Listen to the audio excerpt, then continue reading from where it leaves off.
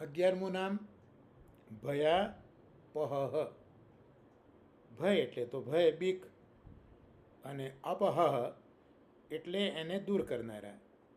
તો શ્રી ગુસાઈજી જે છે એ પોતાના ભક્તોનો સર્વ પ્રકારનો ભય એને દૂર કરનારા છે. ભક્તોને કાળ વગેરેનો ભય રહેતો જ હોય છે.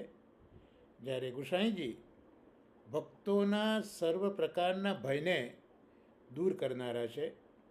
આંખો વગેરે જે ઇન્દ્રિયો છે તો કાળને આધીન છે, એટલે કાળ પ્રતિબંધ કરે, પણ મૃત્યુરૂપી જે સાપ છે એનાથી જે બીતેલા લોકો છે એવા જીવોને પણ ભગવાન રક્ષે છે, જો જીવ એમના શરણે જાય તો આ રીતે કાળ એ ભગવાનને આધીન છે.